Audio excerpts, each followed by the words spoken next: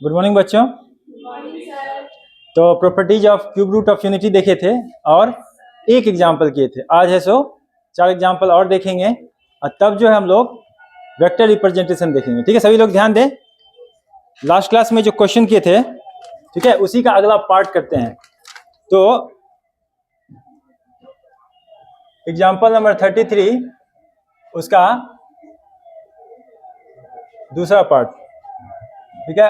1 plus omega 1 plus omega square 1 plus omega to the power 4 1 plus omega to the power 8 up to 2n factor. ठीक है, इसको solve करना है। कैसे करोगे सुधांशु, कैसे करोगे? देखो क्वेश्चन देखो।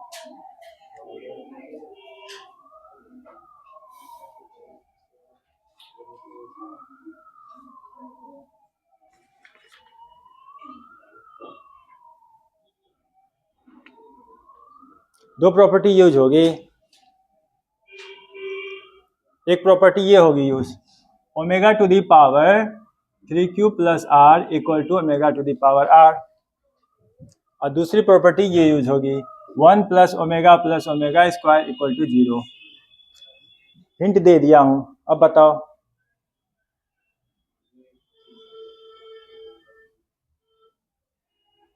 बताओ बताओ। देखो 1 plus omega square 1 plus omega square है। यहाँ पे क्या है 1 प्लस ओमेगा पावर 4। ठीक है, इसको 1 प्लस ओमेगा 3 प्लस 1 लिख सकते हैं, ओमेगा पावर 3 प्लस 1। इसको ओमेगा पावर 6 प्लस 2 लिख सकते हैं ना। तो इसके बाद जो होगा क्या होगा, 16 होगा। 16 को क्या लिख सकते हैं, 15 प्लस 1 है ना। और ये कितना है, 2n फैक्टर तक है, यानी कि अप टू 2n नंबर। तो ये जो होगा 1 plus omega square 1 plus omega square ऐसे रूप में लिख सकते हैं, क्योंकि ये क्या है 3 प्लस 1 6 प्लस 2 15 प्लस 1 है ना। वो सब क्या है, मल्टीपल ऑफ 3 है। उसमें एक जोड़ रहे हैं, फिर 2 जोड़ रहे हैं, फिर 1 जोड़ रहे हैं, फिर 2 जोड़ रहे हैं, इस तरह से जा रहा है ना अप टू 2n फैक्टर। इसका यूज हो गया। अब देखो 1 प्लस ओमेगा, अगर हम इसको उस तरफ भेजेंगे तो क्या मिलेगा, minus omega square. 1 plus omega square, omega को उधर भेजेंगे तो क्या मिलेगा, माइनस ओमेगा। ये क्या होगा अप टू 2n फैक्टर। अब इस दोनों को मल्टीप्लाई करो, पेयर बन रहे हैं। तो ये क्या होगा, ये 2 को मैं 1 बना रहा हूं, 2 को 1 बना रहा हूं, तो ये क्या होगा अप टू n फैक्टर। क्यों, हाँ 2 को 1 कर रहे हैं ना, 2 को मल्टीप्लाई करके 1 कर रहे हैं, तो फैक्टर जो होगा सो आधा हो जाएगा। ओमेगा क्यू की वैल्यू कितनी होती है, 1 into 1 up to n factor. ये वैल्यू कितनी होगी, 1 मल्टीप्लाई करें ना। ठीक, अच्छा अब अगला सवाल।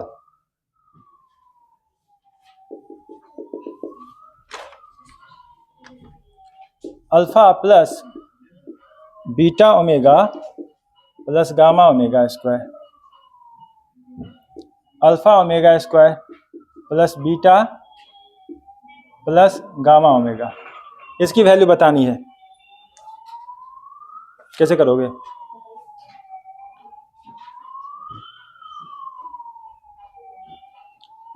यहां पे देखो ये क्या लग रहा है कि ऊपर वाला जो है, मतलब नीचे वाले डिनोमिनेटर में अगर हम ओमेगा से मल्टीप्लाई कर देंगे, ऊपर वाला आ रहा है एक्सेप्ट अल्फा। बीटा है, बीटा ओमेगा है, गामा ओमेगा स्क्वायर। और ये क्या है, अल्फा ओमेगा स्क्वायर, यहाँ पे अल्फा। तो यहाँ पे अल्फा की ओमेगा क्यों होना चाहिए, और फॉर्चुनेटली इसकी वैल्यू होती भी क्या है, 1। तो ये हो जाएगा अल्फा 1 की जगह पे हम ओमेगा क्यू लिख रहे हैं plus beta omega plus gamma omega square divided by alpha omega square plus beta plus gamma omega. ऊपर से हम ओमेगा कॉमन ले लेते हैं तो alpha omega square plus beta omega plus gamma omega plus beta alpha omega square plus beta और plus gamma omega, और ये वैल्यू कितनी हो जाएगी 1। आंसर क्या होगा?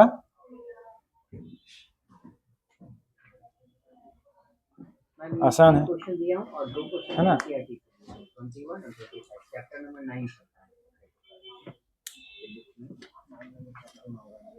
ज्यादातर बच्चे सीबीएसई बोर्ड के हैं क्या? एक क्वेश्चन है, omega to the power 101 minus iota to the power 102 whole power 103, ये बताओ।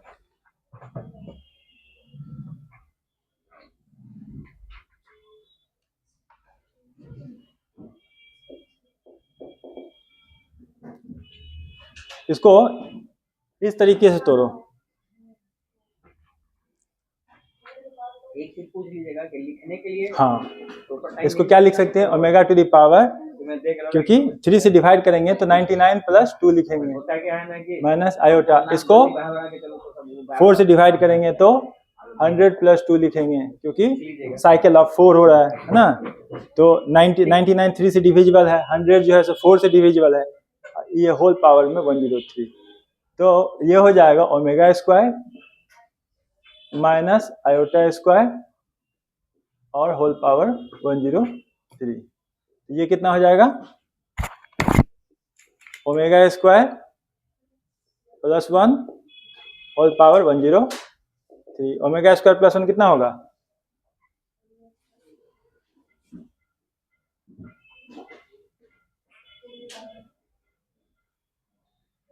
ओमेगा स्क्वायर प्लस 1 कितना होगा?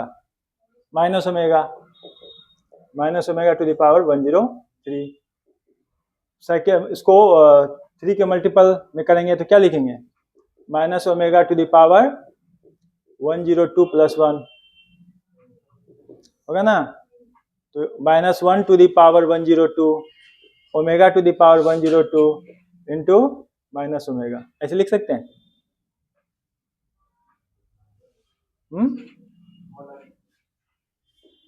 ये क्या होगा? 1 into minus omega equal to minus omega.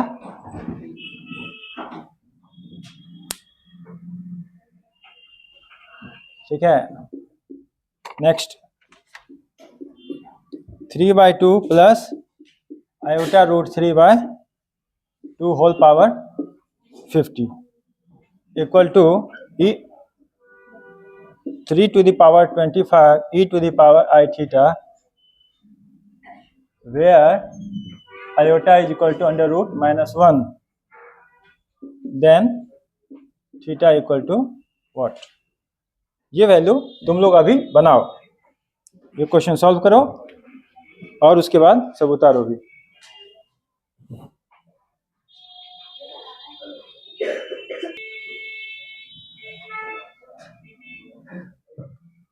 देखो, ये जो है प्रॉपर्टी नंबर 10 के बेसिस पे बनेगा।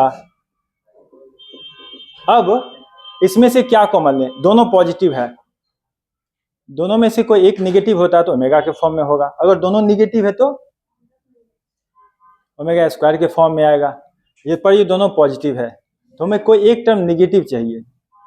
अब कोई एक टर्म निगेटिव नहीं ले सकते हैं तो हमें एक टर्म का ट्रांसफॉर्मेशन ऐसे करना होगा कि निगेटिव हम रख सकें।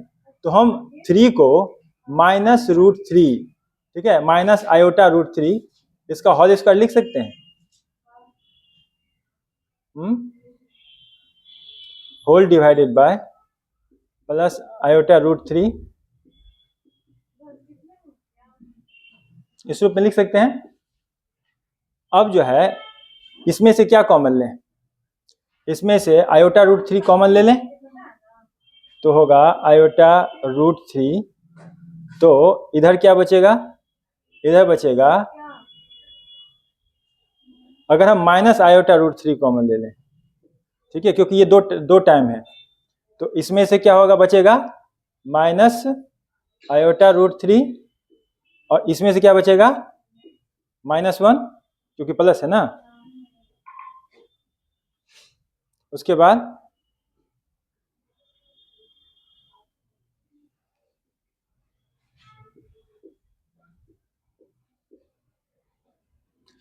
देखो इस रूप में लिख सकते हैं। अब जो है ये वैल्यू जो होगा, इसको सेपरेटली क्या लिख सकते हैं, omega square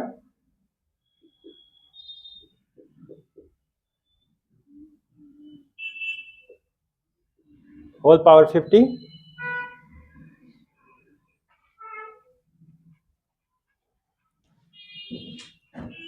minus iota whole power 50 root 3 whole power 50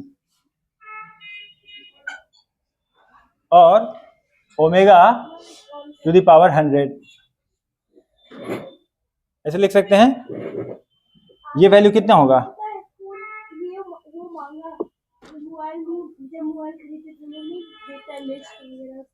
बताओ। आयोटा पावर 50 कितना होगा,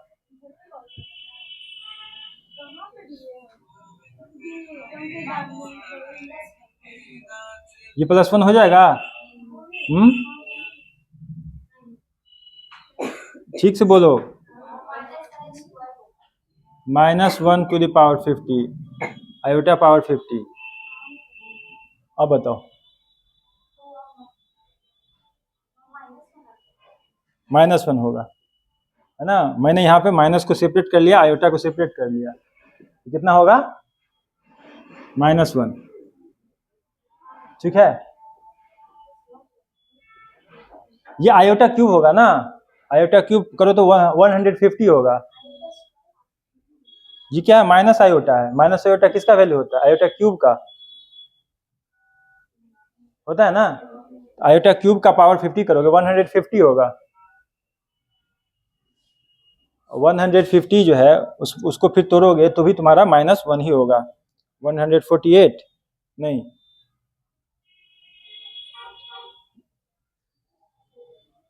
148 नहीं,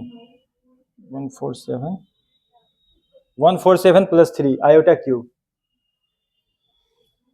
इसको ऐसे ऐसे लिख सकती है कि नहीं, -1 to the power 50 iota to the power 50 3 to the power 25 omega to the power 99 + 1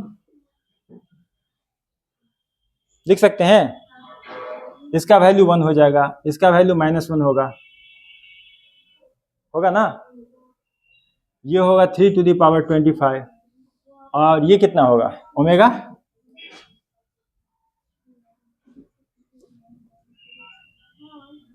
हमारा जो राइट साइड में है e टू द पावर 25 तो मिल रहा है, पर ये वैल्यू माइनस ओमेगा है, ठीक है। तो माइनस ओमेगा कितना होगा बताओ, e 3 to the power 25 3 to the power 25 और माइनस ओमेगा। ओमेगा किसका, ओमेगा का एक्सपेंशन क्या होता है, -1 प्लस आयोटा रूट 3/2, तो ये हो जाएगा 1/2 1/2, उसके बाद plus iota root 3 divided by 2। नहीं ये प्लस होता है तो माइनस से मल्टीप्लाई करेंगे तो यहाँ माइनस हो जाएगा, यहाँ -1 है ना। तो ओमेगा का एक्सपेंशन में होता है -1 प्लस ओमेगा स्क्वायर में दोनों निगेटिव होता है। अगर यहाँ ओमेगा स्क्वायर होता तो दोनों में प्लस हो जाता मल्टीप्लाई होके, ठीक है। अब यहाँ पे मैं उसका अगला पार्ट करता हूँ। हर स्टेप देखो कहीं मिस्टेक नहीं हो रहा है।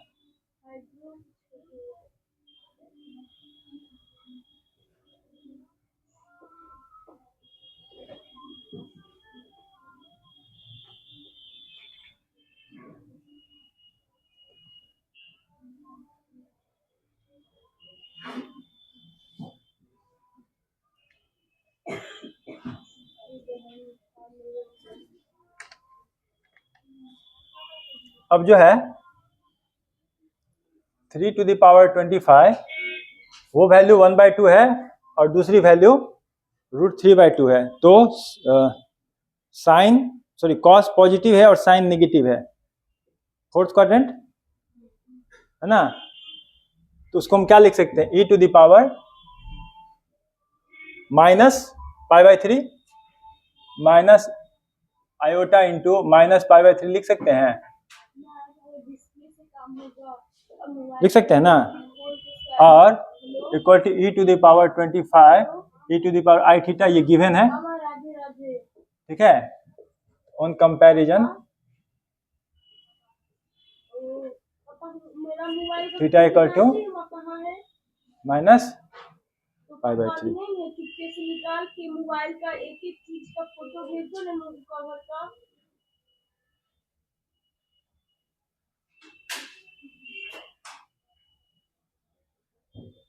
निकाल लो, बोला है कि उसका वो नंबर मांगा है, अगर वो नंबर दे देंगे ना तो ये मोबाइल बना के दे देगा।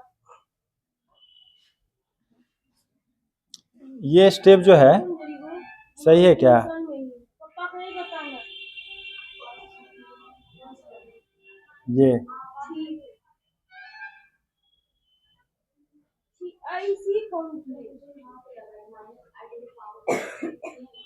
यहाँ पे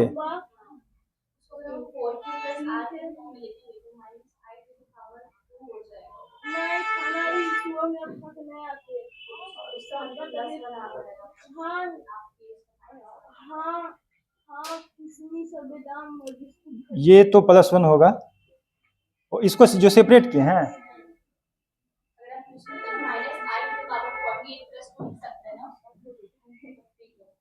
माइनस, तो -i to the power 48 + 2, तो -i to the power 48 अलग होगा और i to the power -i to the power 2 होगा। बेस तो नहीं चेंज कर सकते हैं।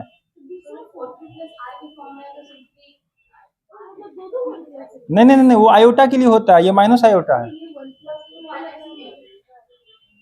ऊपर में, यहाँ पे। हाँ वही तो हम बोल रहे हैं, ये इसमें हमको डाउट लग रहा है यहाँ पे।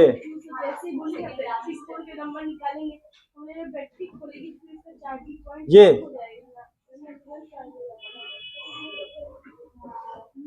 यहाँ,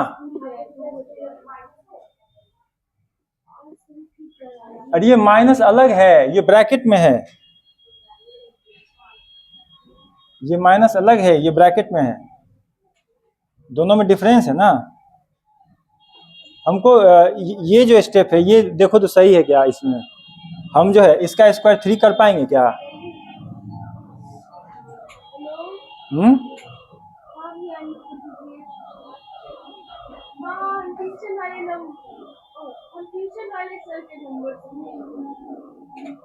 भैया एक चीज पूछना है, एक चीज भैया, जैसे मेरे मोबाइल का डिस्प्ले फूट गया है तो वीवो का जो होता है ना सर्विस सेंटर, वहाँ पे हम गए तो ना मोबाइल का कोई नंबर मांगा, क्योंकि √3 का स्क्वायर तो 3 होगा, अगर √3 आई करेंगे तो यहाँ -3 होना चाहिए था। हाँ यही मांग रहे थे, होगा ना। डब्बा नहीं था घर पे, तो बोली ना बैटरी वगैरह खोल के हम उससे नंबर ले लेंगे, तो बैटरी वगैरह खोलेगी प्रॉब्लम हो जाएगा ना फिर।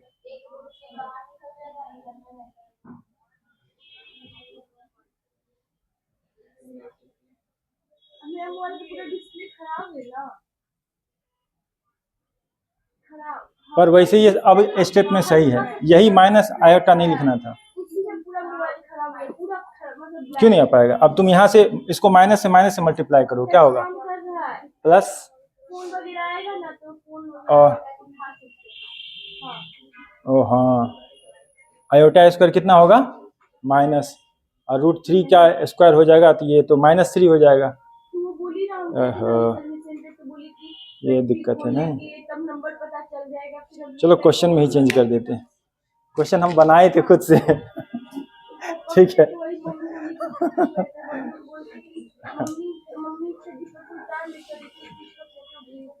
अब ठीक है ना, अब तो कोई इशू नहीं है। अगर हम यहाँ पे आयोटा लिखते हैं तो दोनों में प्लस हो रहा है। तो वो बोली कि अब तो ठीक है ना, वो बोली है कि अच्छा रहेगा जैसे अब तो ठीक है, अब ठीक है। खोलना ही पड़ेगा ना।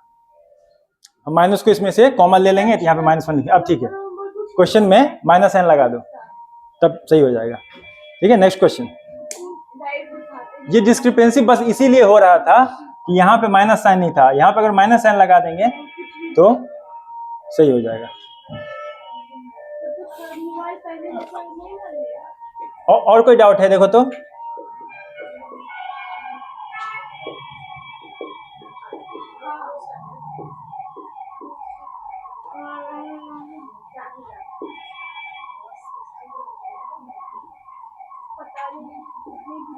बोली कि कोई अपने बड़े को साथ लेके आओ, तो इसको बड़े को लेके गया, इतना कंफ्यूज तो इसके सामने बोलती है बहुत कंफ्यूज से जाओ, कोई बड़ा अगर अभी ठीक करा लो वरना जाओ कोई बड़े के साथ आओ।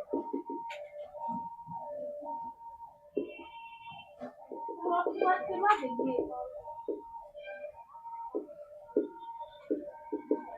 आपका नंबर दीजिए, नंबर दीजिए। 8210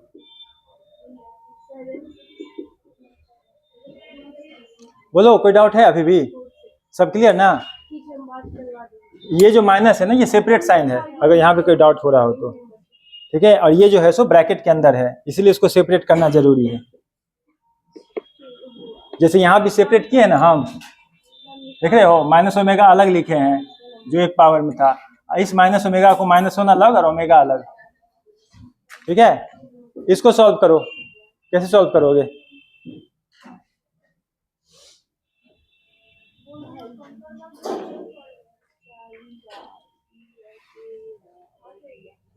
रूट्स निकालना है।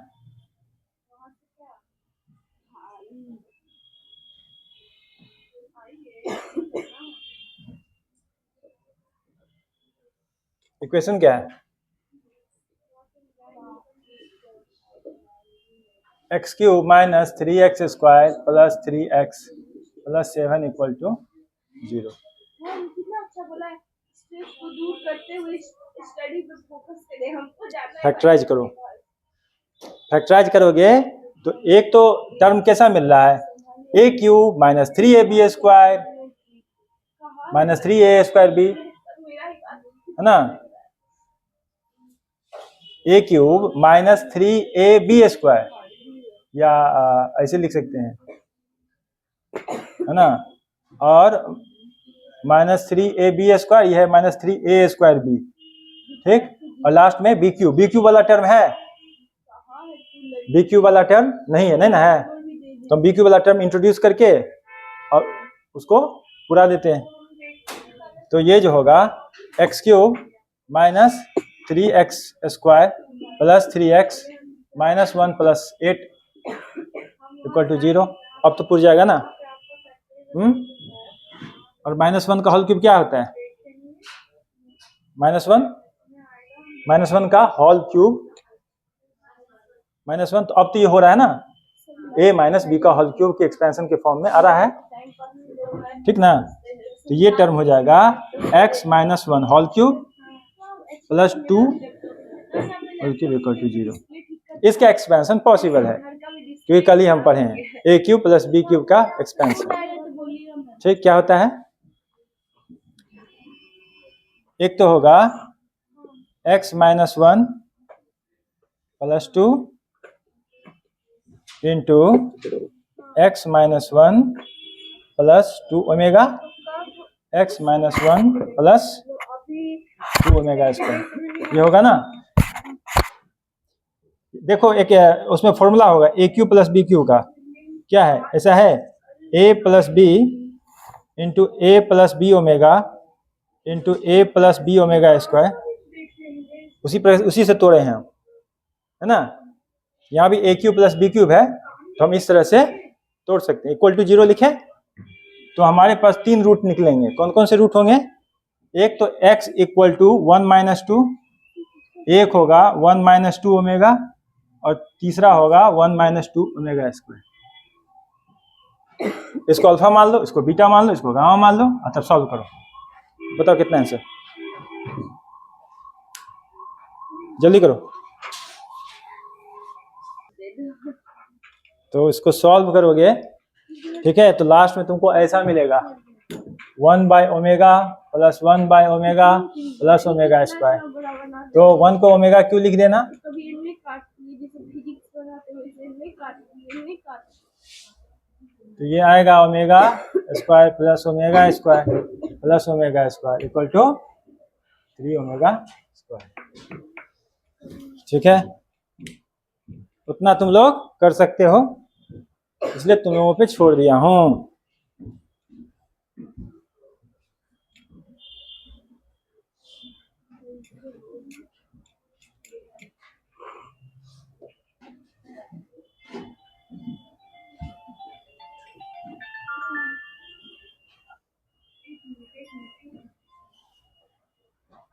ओके, अब देखो नेक्स्ट हेडिंग है complex number as two-dimensional vector representation।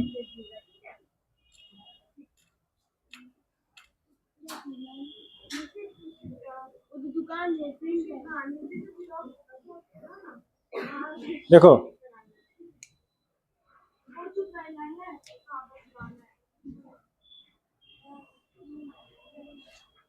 इसको पोल कहते हैं। एक पॉइंट Q है, उसको मैं Z नाम मतलब Z से कह रहा हूं, रिप्रेजेंट कर रहा हूं। ठीक है, अब यदि पोल से इसको मिलाया जाए और ये x equal to real of Z और y equal to imaginary Z, ठीक है, तो PQ क्या रिप्रेजेंट करेगा, PQ वेक्टर रिप्रेजेंटेशन होगा।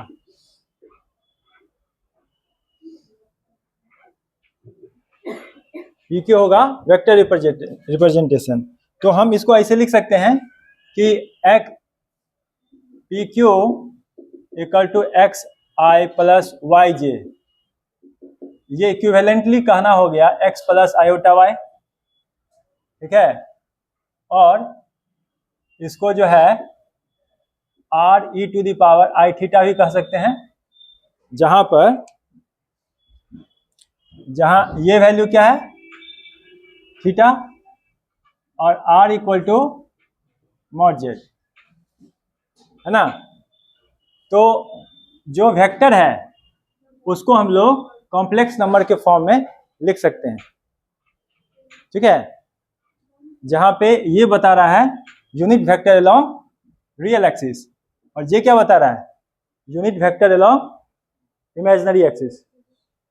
ठीक है, एक रियल एक्सिस की तरफ यूनिट वेक्टर है और ये जो है सो इमेजिनरी एक्सिस की तरफ। तो R इक्वल टू मॉड्यूलस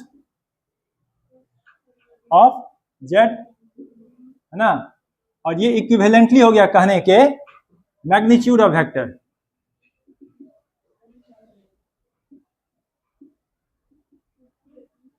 ठीक है, ये मैग्नीट्यूड हो गया, और थीटा को क्या कहते हैं आर्गुमेंट ऑफ Z, तो ये कहना हो गया डायरेक्शन।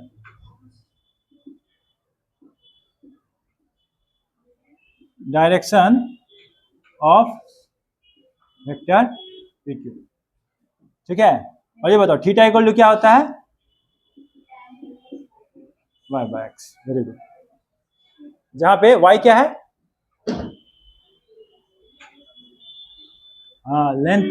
ठीक है, इमेजिनरी एक्सिस के अलोंग कितना लेंथ पर है ये, और x जो है सो रियल एक्सिस के अलोंग कितने डिस्टेंस पर है। ठीक है, ये हो गया तुम्हारा बेसिक, है ना, कि हम लोग है सो कोरिलेट कर सकते हैं वेक्टर के टर्म्स में, कॉम्प्लेक्स नंबर को वेक्टर के टर्म्स में लिखने। तो वेक्टर में क्या होगा, तो वेक्टर को हमको रिप्रेजेंट करने के लिए x और y दोनों बात लिखनी होगी। और हम क्या है जैसे कि कोऑर्डिनेट एक्सिस में हम लोग कोई पॉइंट लिखते हैं तो ऐसे उसका x पार्ट और y पार्ट लिखते हैं ना, हम लोग ऐसा भी लिख सकते हैं। A जेड, ठीक है, ए Z1 B Z2 इस टर्म से इस तरह से लिख सकते हैं, जो कि यह बताएगा कि हम जो पॉइंट को दर्शा रहे हैं कोऑर्डिनेट में वह एक कॉम्प्लेक्स नंबर है, उसका एक रियल पार्ट है, उसका एक इमेजिनरी पार्ट, जहां पे z को हम या तो x, y से रिप्लेस कर सकते हैं या फिर हम z को r, थीटा से रिप्लेस कर सकते हैं, दोनों ही चीज से रिप्लेस कर सकते हैं, ठीक है।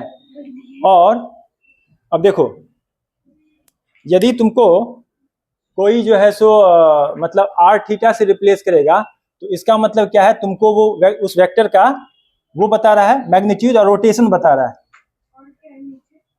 है ना।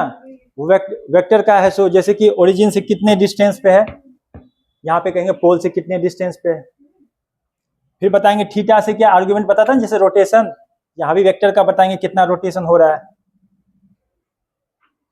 ठीक है।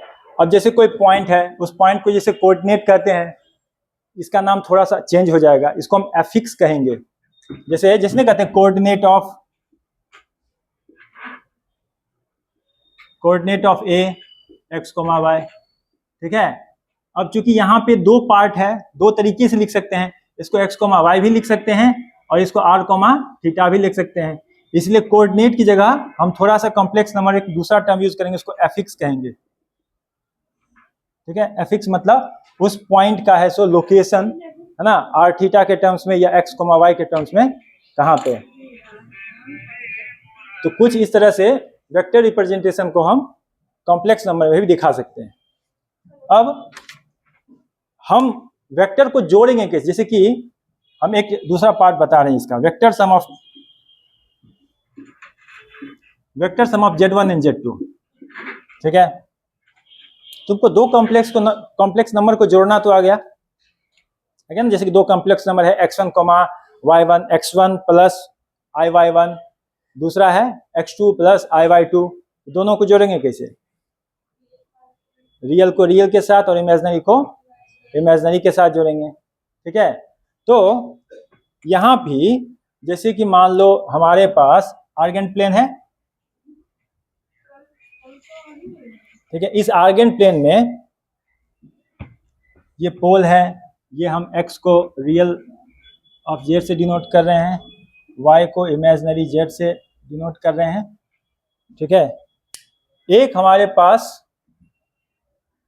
q है, इसको हम Z1 से डिनोट कर रहे हैं, और एक हमारे पास जैसे मान लो यहाँ पे r है, जिसको हम Z2 से डिनोट कर रहे हैं।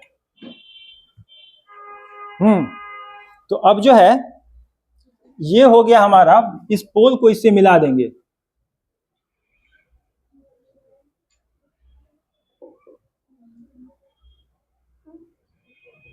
तो ये हमारा क्या हो गया, PQ क्या हो गया, PQ हो गया Z1, ठीक है।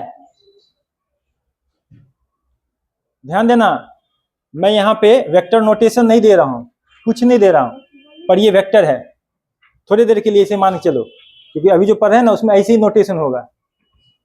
अगर मैं Z1 लिख दूं, अगर मैं इसमें मॉड नहीं लगा रहा हूं, ठीक है, तो इसका मतलब ये डायरेक्शन, क्योंकि वेक्टर अपने कॉम्प्लेक्स नंबर अपने आप में क्या है, r और थीटा दोनों रखता है, कॉम्प्लेक्स नंबर अपने आप में उसका मॉडुलस भी रखता है, अपना आर्गुमेंट भी रखता है, तो वह खुद ये बता रहा है कि हम इतने डिस्टेंस पे हैं पोल से और ये हमारा रोटेशन है। तो ये एक कंप्लीट वेक्टर का जो प्रॉपर्टी होता है वो रखता है कॉम्प्लेक्स नंबर, अपने मॉडुलस, अपने आर्गुमेंट के कारण। इसीलिए यदि मैं PQ को Z से रिप्लेस कर रहा हूं तो ये मान चलना कि ये कंप्लीट वेक्टर के फॉर्म में है, ठीक है। उसके बाद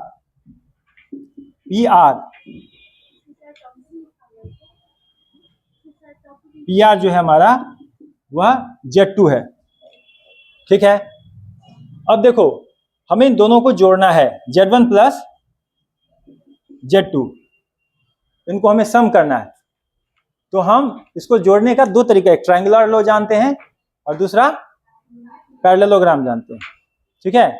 तो उसमें क्या होता है कि हम लोग उसको ट्रांसलेट करते हैं, है ना, इसको यहां से इसका जो एंड है, इस एंड को यहां से ट्रांसलेट करके यहां पे लाएंगे। ठीक है, तो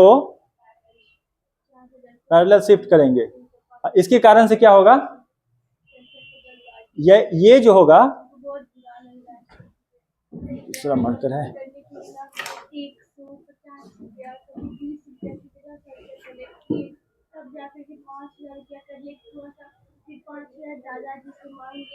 इस तरीके से इसको हम जोड़ सकते हैं। ठीक है, या नहीं तो हम लोग पैरेललोग्राम के तरीके से भी जोड़ सकते हैं। दोनों प्रकार से हम इसकी वैल्यू फाइंड कर सकते हैं। तो Z1 प्लस Z2 का वैल्यू क्या होगा,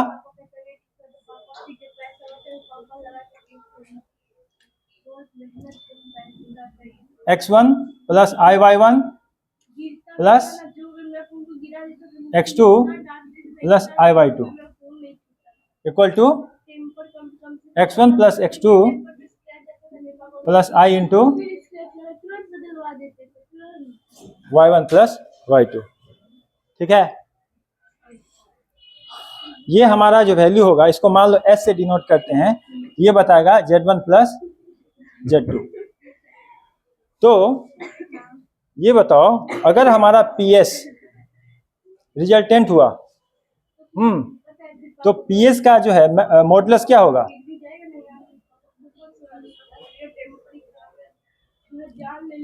यहाँ पे हम उसकी तरह कोऑर्डिनेट के रूप में लिखे हैं, तो यह वैल्यू क्या होगा, X1 plus X2 whole square plus Y2 whole square. और यदि हमारा ये वैल्यू θ1 है, ये वैल्यू θ2 है, और ये वैल्यू φ है। ठीक है, तो हमारा डायरेक्शन ऑफ रिजल्टेंट क्या होगा, डायरेक्शन ऑफ रिजल्टेंट को आर्गुमेंट ऑफ Z भी बोल सकते हैं। तो मैं सिर्फ ये लिख रहा हूं, वो वैल्यू क्या होगा, वो वैल्यू होगा tan inverse Y1 plus Y2 divided by X1 plus X2।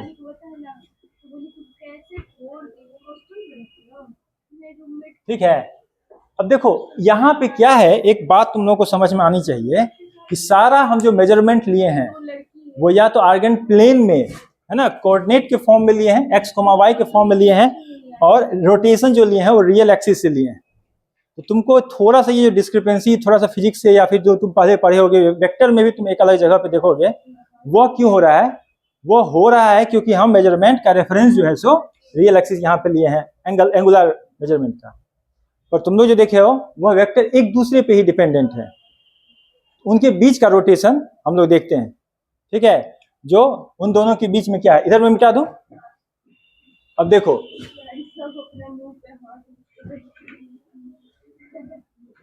यहाँ पे जो दोनों वेक्टर है PQ और PR, इसके बीच का एंगल कितना है,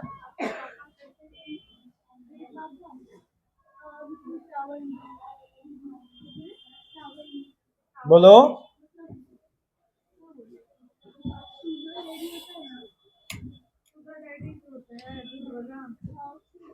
θ1 माइनस θ2, एंगल बिटवीन, हाँ θ2 माइनस θ, जो बड़ा है, बड़ा θ2 है ना, ठीक है, angle between Z1 and Z2 equal to θ2 minus θ1, है ना। और यहाँ पर जो Z1 है उसको हम ऐसे लिख सकते हैं R1 e to the power θ1, और Z2 को क्या लिख सकते हैं R2 e to the power θ2।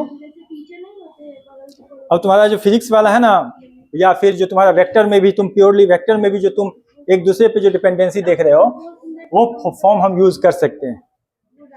ठीक है, वो फॉर्म क्या है कि जो मैग्नीट्यूड है, जो तुम्हारा PS का जो मैग्नीट्यूड है वह हो जाएगा R1 square plus R2 square plus 2 cos θ2 minus theta 1। कुछ इस तरह के तुम लोग देखे हो ना वेक्टर में। और जो फाई होगा वह होगा थीटा 1 प्लस। थीटा 1 प्लस क्यों? क्योंकि हमको जो फाई जो है सो जो पता है वो इसके बीच का एंगल है, पर उसमें हम थीटा 1 जोड़ रहे हैं, तो वो क्या होगा? tan inverse. उसमें क्या होता है? उसमें 2a भी, सॉरी तो मिस हो गया मेरे से, sorry, plus 2 into R1 R2। अब ठीक है, ओके। अब ये होगा R2 sine theta 2 minus theta 1 divided bye R1 plus R2 cos theta 2 minus theta 1। ठीक है, ये क्यों जोड़े हैं? ये जोड़े हैं क्योंकि फिर यहां भी एंगल का मेजरमेंट हम कहां से ले रहे हैं? रियल एक्सिस से ले रहे हैं। और रियल एक्सिस से लेने के कारण जो ये रोटेशन है, इस रोटेशन को हमें जो यहाँ के रोटेशन है इससे जोड़ना पड़ेगा। जनरली जो तुम निकालते हो वो क्या होता है? जो रिजल्टेंट होता है वह एक के रिलेटिव में होता है, रिलेटिव टर्म्स में होता है ना, इसलिए हमको यहाँ पे ये जोड़ना पड़ा है। ठीक है, उसके बाद वेक्टर सम हो गया। वेक्टर डिफरेंस फिर कैसे निकालोगे?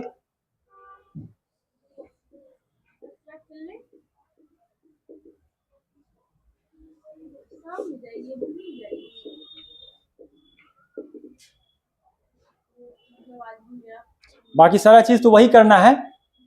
Z1 माइनस Z2 क्या होगा? पहले मैं इसका डायग्राम समझाता हूँ। ठीक है,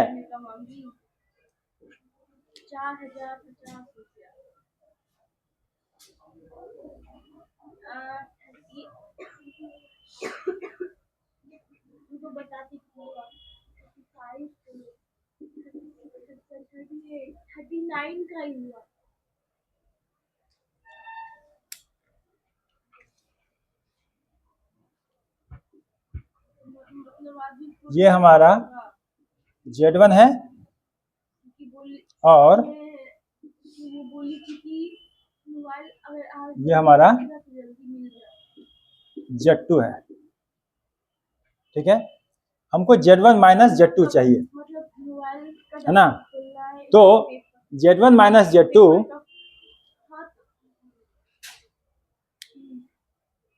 हम क्या करेंगे? इसको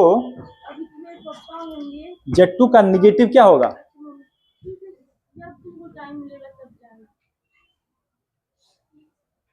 कुछ इस तरह से, तो उसको हम R डैश मानते हैं, R डैश। ठीक है, तो ये हो जाएगा माइनस Z2, है ना? अब अगर जो है, अगर इसको हम जो है सो पैरेलल इसके रखते हैं तो एक मिनट, पैसा नहीं बर्बाद करते, बोल दो। ये हो जाएगा और इसको इसके पैरेलल करेंगे। ठीक है, तो जो नंबर से कल फोन किए थे नानू, वही नंबर है ना? तो हमारा जो रिजल्टेंट है वो क्या होगा? S पे मिलेगा। नंबर क्या होता है? ये S जो कि होगा Z1 माइनस Z2। हम क्या कर रहे हैं? Z1 और माइनस Z2 को जोड़ रहे हैं। मेरे पापा को कुछ नहीं पता है। Z1 और माइनस Z2 को जोड़ रहे हैं पैरेललोग्राम लॉ से। अगर हम ट्रायंगुलर लॉ लगाएंगे तो इसका जो निगेटिव होगा ना, वह कुछ इस प्रकार से, एक का जो फर्स्ट वेक्टर है उसका जो हेड होगा और वहां पे होगा, और जो टेल होगा वह सेकेंड वेक्टर का जो हेड होगा उसकी तरफ से लेके बनाएंगे, तो ये ट्रायंगुलर लॉ से निकलेगा। ठीक है, तो RQ हो सकता है ट्रायंगुलर लॉ से, है ना? जो हमारा Z1 माइनस Z2 है,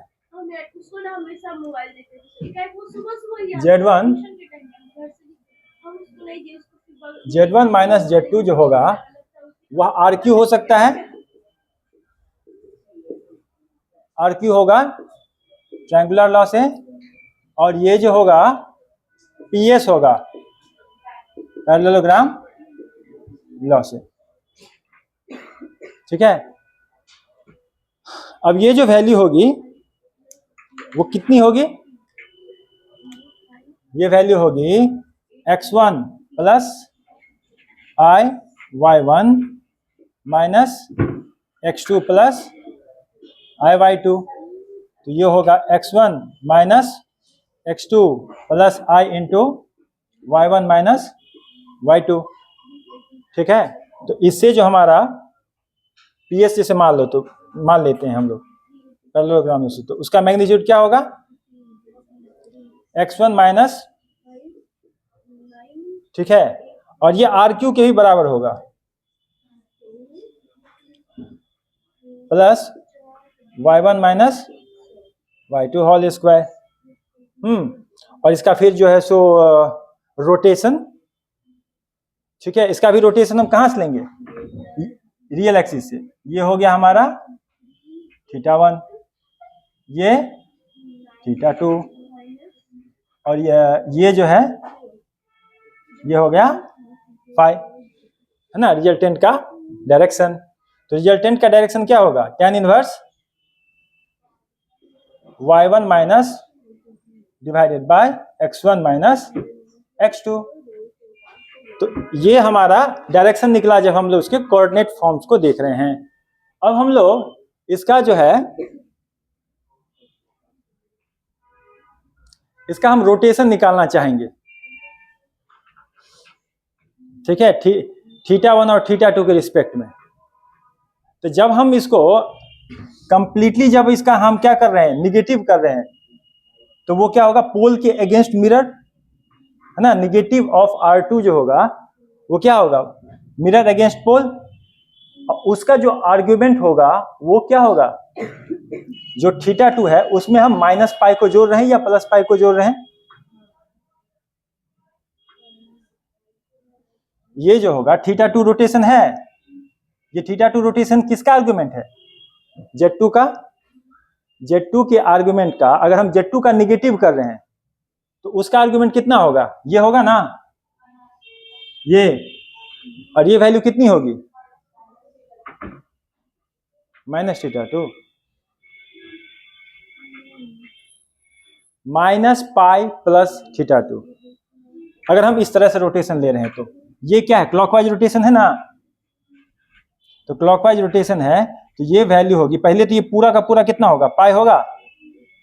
इसको अगर पूरा माइनस पाई मान लेते हैं तो उसमें से अगर प्लस थीटा कर देंगे तो माइनस पाई प्लस थीटा, ये वैल्यू दे देगा हमें। तो minus pi plus θ2, sorry minus pi, यहां से यहां तक का रोटेशन, इसको मान लो कि हम क्लॉकवाइज रोटेट कर रहे हैं, तो पूरा का पूरा जो है सो इसका मिरर करने के लिए हमको पाई का रोटेशन करना होगा। ठीक है, लेकिन रियल एक्सिस के अगेंस्ट कितना रोटेशन करना होगा, माइनस पाई प्लस θ2 करना होगा ना। तो अब जो है हमारा जो एंगल होगा इन दोनों के बीच में, ठीक है, वो कितना होगा,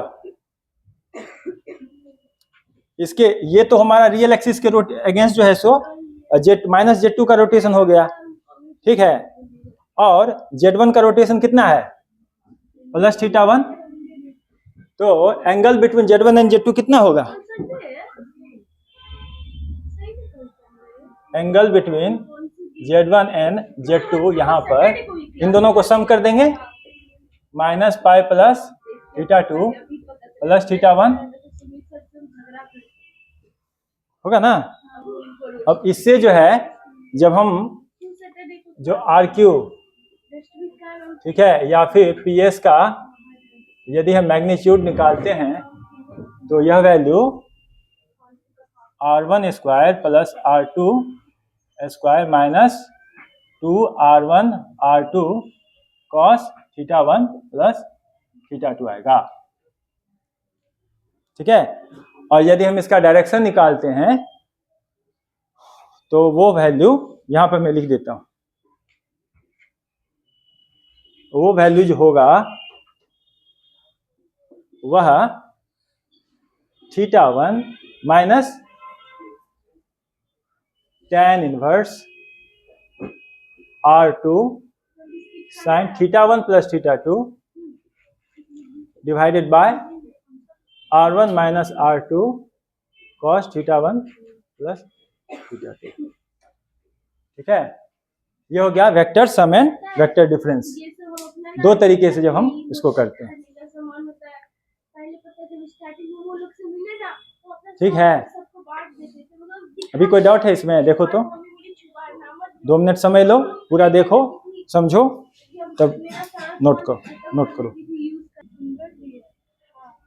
ये हर एक पता है, आई लव यू इसको हम ऐसे ही लिख सकते हैं, एक मिक्की PQ माइनस PR, ये बोले उसमें तुमको आई लव यू वाला देना चाहिए था ना, और इसको जो है ये तो इतना प्यारा है।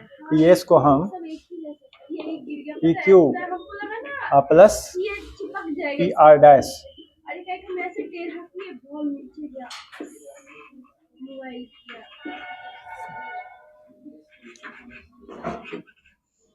मेरी दोस्त ने बहुत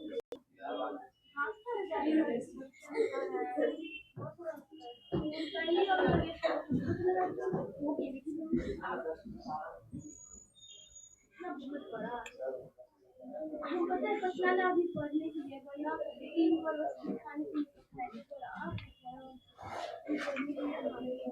मेरे दादाजी हमें सिखाते हैं अभी भी है।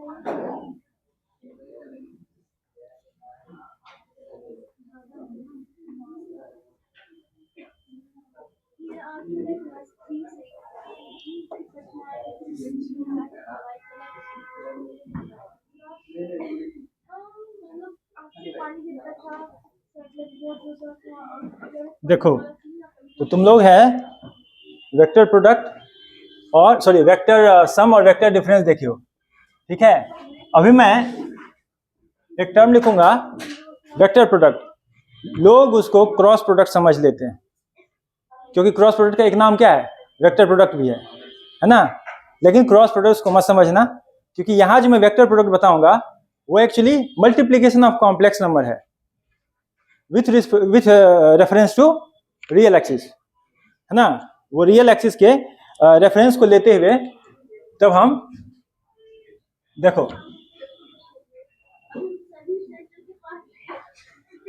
हर एक चेयर के पास चॉकलेट रखा होता है, मम्मी लोग के लिए रखा रहता है, कच्चा भाई को रखा होता है यार, एक ही चॉकलेट रखता पर डेयरी मिल्क का रखता है।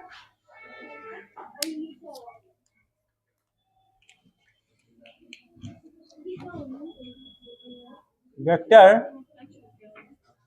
Product of Z1 and Z2। ठीक है, इसमें तुमने दो वेक्टर को सॉरी दो कॉम्प्लेक्स नंबर को मल्टीप्लाई करने वाला तो पार्ट आता है ना, कि अगर x1 प्लस iy1 है, दूसरा है x2 प्लस iy2, तो दोनों को मल्टीप्लाई करेंगे, वो मल्टीप्लाई करने से जो रिजल्टेंट आएगा, ठीक है, वो पार्ट तो तुम लोग कर सकते हो।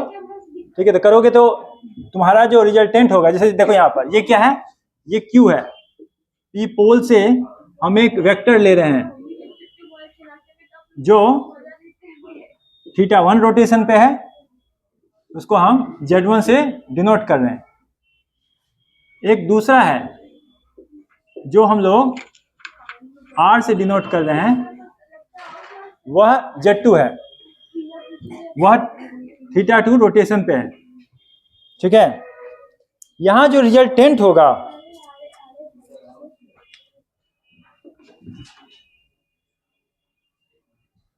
ये जो रिजल्टेंट होगा वह जैसे मान लो ये S पे है, तो ये होगा Z1 Z2, ये वेक्टर प्रोडक्ट है जिसका मैग्नीट्यूड क्या है, इसका मैग्नीट्यूड है R1 R2, है ना। दोनों के मैग्नीट्यूड के या दोनों के मॉडुलस के प्रोडक्ट के बराबर है। और इसका रोटेशन कितना है, इसका जो रोटेशन है जो फाई है वह थीटा 1 प्लस थीटा 2 है। कहां से आया तो देखो यहाँ पे पी क्यू को हम लोग क्या लिख रहे हैं, Z1 लिख रहे हैं equal to R1 e to the power I theta 1।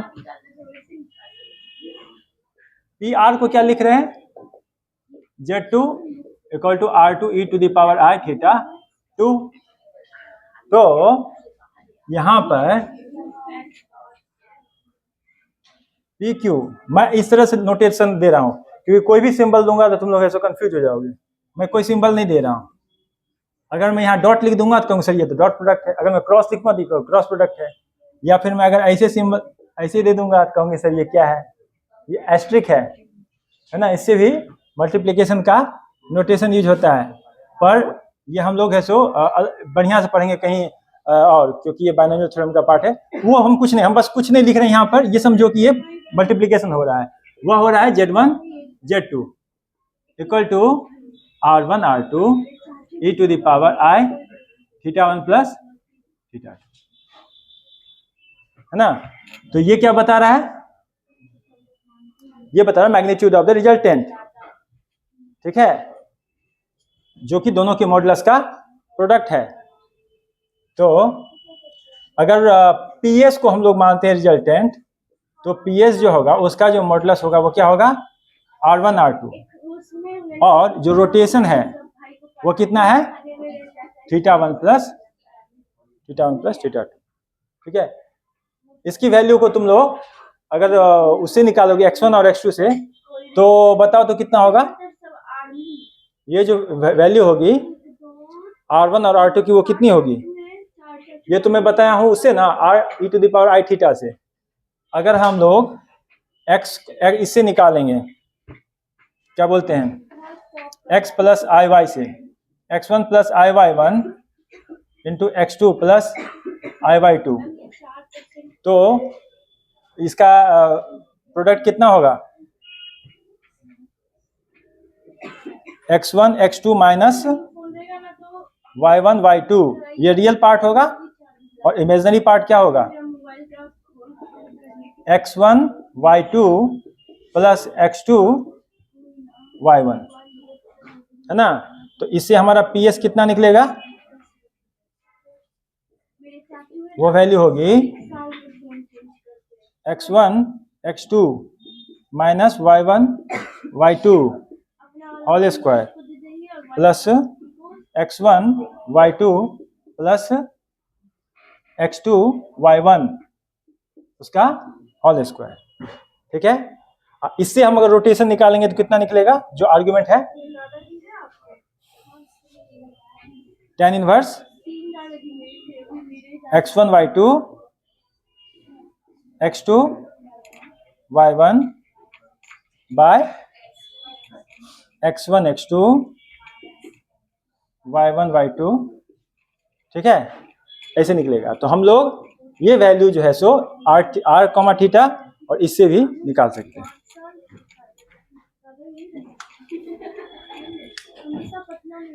कहाँ चलो, vector division of Z1 and Z2, vector division of Z1 and Z2, ठीक है। अब देखो वही आर्गन प्लेन है, वही दो वेक्टर है, और हम लोग क्या कर रहे हैं, डिवीजन कर रहे हैं। तो ये हुआ,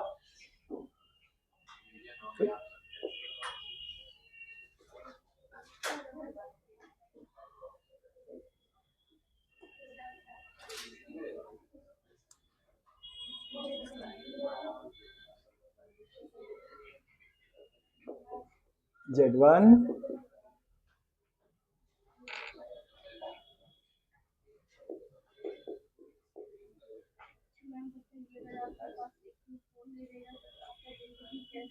ठीक है, इसका रोटेशन कितना है,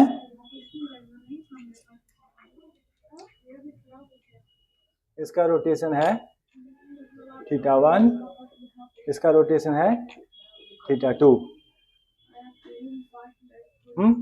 अब जो है वेक्टर डिवीजन का यहाँ पे क्या मतलब, PQ equal to Z1 R1 e to the power I theta 1। उसके बाद PR equal to Z2 equal to R2 e to the power I theta 2। अब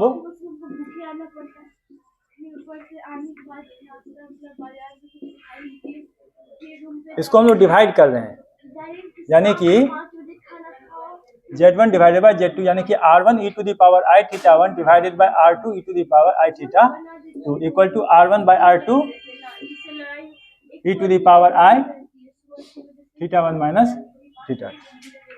ठीक है। अब हम लोग रोटेशन जो करेंगे वह किसका करेंगे, माइनस थीटा का रोटेशन करें। माइनस इसका जो है ना रियल एक्सिस के अगेंस्ट एक रोटेशन होगा, वो किसका होगा, पहले करेंगे तो इसका करेंगे रोटेशन, Z2 का रोटेशन इसके अगेंस्ट माइनस थीटा का करेंगे और तब वहां से प्लस थीटा का करेंगे, है ना। तो हमारा जो रिजल्टेंट होगा वह ऐसा दिखेगा, छोटा सा, क्योंकि हम लोग मैग्नीट्यूड का डिवीजन कर रहे हैं। और पहले रोटेशन कितना होगा, माइनस थीटा 2 का और तब प्लस थीटा 1 का।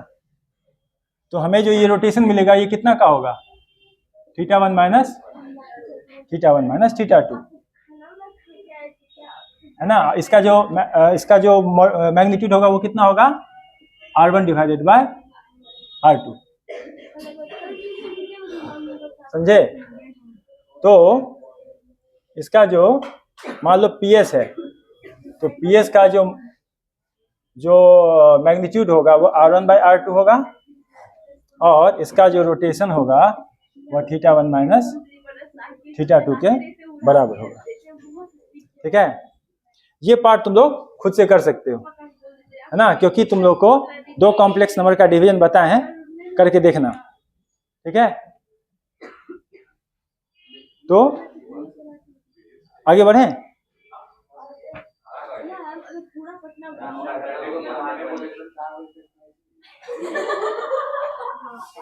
वेक्टर एंड डॉट प्रोडक्ट बचा हुआ है।